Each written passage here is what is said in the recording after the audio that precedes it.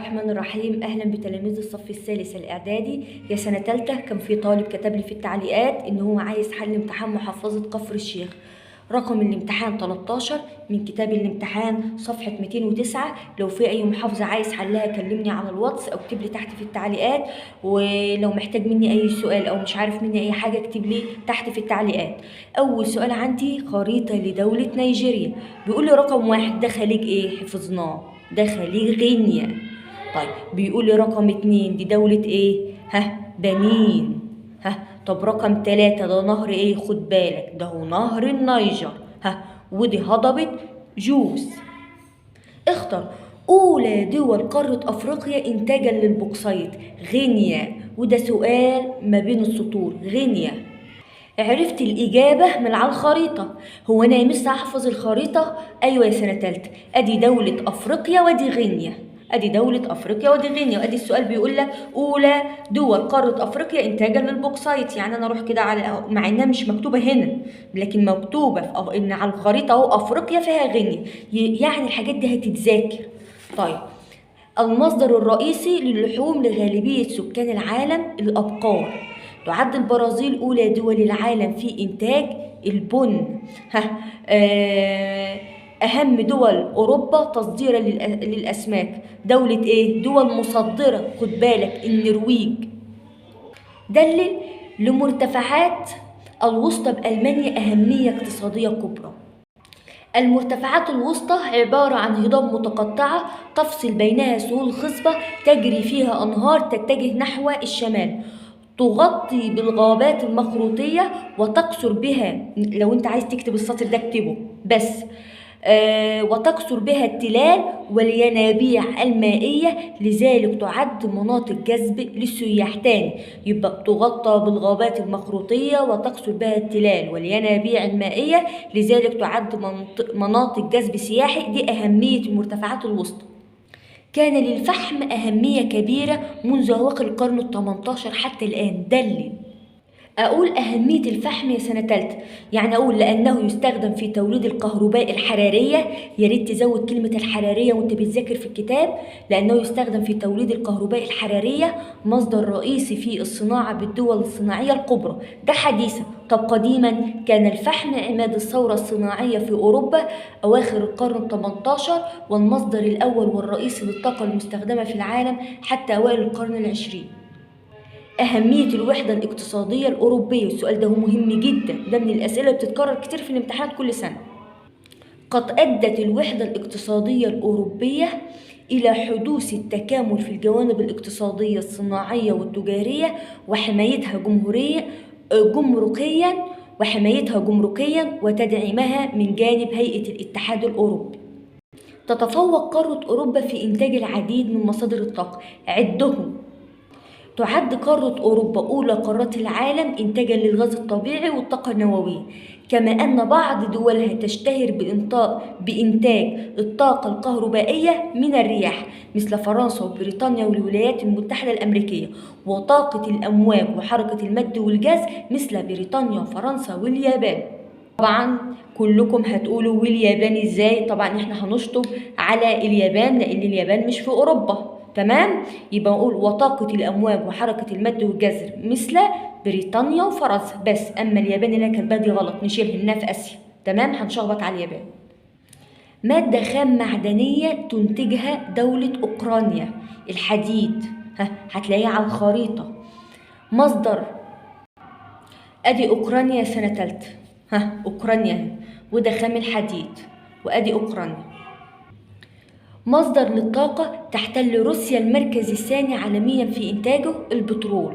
أهم المراكز الصناعية في إقليم روسيا وأوكرانيا إقليم الأورال وإقليم موسكو وما حولها، بما تصنف زراعة القمح في الولايات المتحدة الأمريكية على أنها زراعة تجارية، لأنه يزرع في أراضي واسعة باستخدام أحدث الآلات الزراعية والطرق العلمية الحديثة، ويتسم بضخامته وتنوع الإنتاج. تعاني البرازيل من قلة في عدد السكان بسبب اتساع مساحتها. طيب بما تفسر يساهم الحديد بنسبة كبيرة في التجارة الدولية. ليه السؤال ده هو مهم؟ بسبب قيام الدول النامية المنتجة للحديد بتصديره خام إلى الدول الصناعية المتقدمة، وذلك لعدم توافر شروط صناعته بالدول النامية مثل موريتانيا تقوم بتصديره إلى اليابان وبريطانيا. يعني عرفت يعني إيه مصدر اهو السؤال اهو. عرفت يعني ايه يساهم الحديد بنسبة كبيرة في التجارة الدولية؟ يعني اي حاجة بتصدر للخارج كتير بين الدول بسميها تجارة دولية. زي كده الابقار بتصدر برضو بين الدول كتير فسميتها انها بتدخل بنسبة كبيرة في التجارة الدولية. كذلك الحديد بيتم تصديره بين الدول يبقى بيدخل في التجارة الدولية. توسعت الصناعة الألمانية وتطورت بعد الحرب العالمية الثانية توسعا كبيرا. السؤال ده هو مهم. بسبب توافر مقومات الصناعة، تدفق الاستثمارات، توافر المراكز العلمية المتقدمة. قارن بين البرازيل وألمانيا ونيجيريا من حيث المناخ والعاصمة الحالية. البرازيل عاصمتها برازيليا، ألمانيا عاصمتها برلين، نيجيريا عاصمتها أبوجا. المناخ بقى، مناخ البرازيل 2 يسود المناخ الاستوائي في حوض الأمازون والساحل الساحلي الشمالي، ويسود المناخ المداري الحار في السهول الشرقية وهضبة البرازيل، ويسود المناخ المعتدل الرطب في أقصى الجنوب الشرقي للبرازيل. يبقى هم 3: استوائي ومداري والمناخ المعتدل الرطب. نكتب كل ده.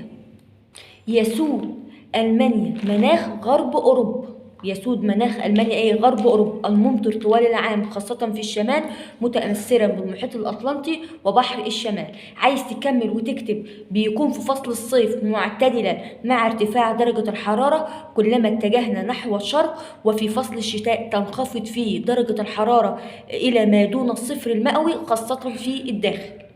مناخ نيجيريا 2 يقع معظم نيجيريا ضمن نطاق المناخ المداري ذات الحرارة المرتفعة والمطر الصيفي، بينما تقع الأطراف الجنوبية ضمن المناخ الاستوائي، لأن طبعا بيكون قريب من خط الاستواء والذي يتميز بالحرارة المرتفعة والأمطار طوال العام.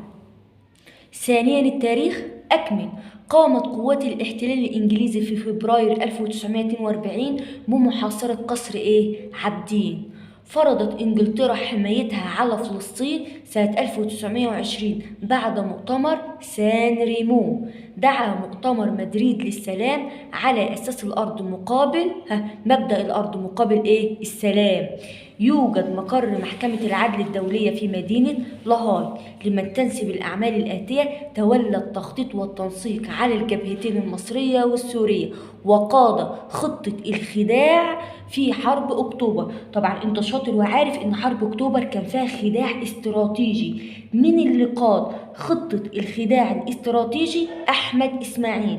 طب لو أنا سألتك وقلت لك مين اللي وضع أنسب التوقيتات لميعاد الحرب، أنسب التوقيتات اللي حدد ميعاد الحرب، مين؟ اكتب لي اسمه تحت في التعليقات. تخلى عن رئاسة الجمهورية عام 2011 مبارك. أنشأ مجلس شورى النواب الخديوي إسماعيل. أول وزيرة للشؤون الاجتماعية حكمة أبو زيد. ما النتائج التي ترتبت على فشل العدوان الثلاثي على مصر سنة 1956؟ النتائج دي أسباب فشل العدوان، وياريت تركز يا سنة تالتة في السؤال. هو عايز أسباب فشل العدوان ولا عايز أسباب حدوث العدوان أصلا؟ دي أسباب فشل العدوان. رقم 1 احفظوا صم: المقاومة الباسلة من الجيش والشعب وصلابة القيادة، وقوف الشعوب العربية إلى جانب مصر، تهديد الاتحاد السوفيتي بالتدخل لوقف العدوان، رفض الولايات المتحدة الأمريكية استخدام القوة في حل النزاعات، تنديد الأمم المتحدة بالعدوان. التعاون بين مصر ومنظمة اليونسكو، السؤال ده ملغي، ده علامة صح أو غلط. من الإنجازات السياسية لثورة 23 يوليو إلغاء دستور 1923، صح. انسحبت إسرائيل من سيناء ما عدا العريش، غلط. أمال ما عدا طابة. من نتائج ثورة 30 يونيو 2013 صدور دستور جديد يناير 2014، صح. تم توقيع ميثاق تضمن مبادئ قيام جامعة الدول العربية عام 1945 في القاهرة، صح؟ والسؤال ده ملغي. ماذا يحدث إذا لم تقم ثورة 23 يوليو بإصدار قوانين الإصلاح الزراعي؟ السؤال ده هو مهم. 1. لم يتم القضاء على ظاهرة الإقطاع. 2. لم يتم تمليك الفلاحين الأراضي الزراعية. 3. استمر انتشار الفقر والجهل والمرض وسوء الأحوال الاجتماعية في مصر. 2. استجابت إسرائيل لقرار مجلس الأمن رقم 242. كان إيه اللي هيحصل؟ هنقول طبعا انت عارف ان من ضمن ان اسرائيل لم توافق على قرار مجلس الامن رقم 242، فبيقول لك ايه اللي هيحصل لو كانت وافقت، كانت هتنسحب من الاراضي التي احتلتها. اهو انسحاب اسرائيل من الاراضي التي احتلتها عام 1967 دي النتائج. لو كانت استجابت لكن هي في الاساس ما انسحبتش، يبقى انسحاب الاراضي انسحاب اسرائيل من الاراضي التي احتلتها عام 1967 انهاء حاله الحرب بين اسرائيل والعرب. دلل تاريخيا مساندة الولايات المتحدة الأمريكية لإسرائيل في عدوان 1967. إزاي الولايات المتحدة الأمريكية ساعدت إسرائيل في عدوان 67؟ ساندت الولايات المتحدة الأمريكية إسرائيل عن طريق قدمت لها أجهزة تجسس حديثة صورت المواقع المصرية، مما ساعد إسرائيل في ضرب المطارات المصرية عام 1967. ساندت الولايات المتحدة الأمريكية إسرائيل عسكريا واقتصاديا وسياسيا. موجود هنا في أسباب هزيمة الدول العربية أهو، استخدام إسرائيل عنصر المفاجأة في ضرب المطارات المصرية. إزاي؟ بعد أن صورت أجهزة تجسس أمريكية حديثة المواقع المصرية. يبقى ده كان أسلوب من أسلوب إيه؟ المساعدة. كمان مساندة الولايات المتحدة الأمريكية بعض الدول الأوروبية لإسرائيل وبعض الدول الأوروبية لإسرائيل عسكريا واقتصاديا وسياسيا. أنا جايبة الإجابة من هنا من 2 و3. ما العلاقة بين النفط وحرب أكتوبر؟ حيث أصدر وزراء النفط العربي قراراً في اجتماعهم بالكويت نص على خفض إنتاج البترول، حظر الصادرات النفطية إلى الولايات المتحدة، خاصة عندما طلب الرئيس الأمريكي مساعدات عاجلة لإسرائيل. وكان لكل هذا دورا في انتصار أكتوبر. ده مهم، دي العلاقة اللي هي وكان لهذه الإسهامات دورا مهما في انتصار حرب أكتوبر. يعني السطر ده مهم، ده اللي بيربط العلاقة بين النفط وحرب أكتوبر. يعني النفط له دور كبير في انتصار أكتوبر. حدد موقف مصر في مؤتمر أوسلو. طبعا وافقت. آدي موقف مصر من اتفاقية أوسلو. أيدت مصر الاتفاقية وما حدث من اتفاقيات أخرى تتعلق بالانسحاب الإسرائيلي من الأراضي المحتلة وإقامة السلطة الوطنية الفلسطينية. ده موقف مصر. ما رأيك في موقف الجيش المصري من ثورتي 25 يناير و30 يونيو؟ كان موقف الجيش داعما للثورتين، حيث أثناء ثورة 25 يناير 2011 أثبتت أحداث ووقائع الثورة أن الجيش المصري قوة مساندة للشعب وليس أداة لدى النظام لقمع المتظاهرين وإجهاض الثورة. وأثناء ثورة 30 يونيو 2013 إيه اللي حصل؟ تدخلت القوات المسلحة حفاظا على الأمن العام للدولة، وأعلنت بيان 23 يونيو 2013 ودعت إلى إيجاد صيغة تفاهم وتوافق ومصالحة حقيقية لحماية مصر وشعبها خلال أسبوع. طبعا السؤال ده أي إجابة هتكتبها بأسلوبك صح. أنت عارف إن الجيش ساند الثورتين. لو في أي حاجة سنة تالتة محتاجها مني اكتبها تحت في التعليقات، ويا رب أكون قدرت أساعدك النهاردة.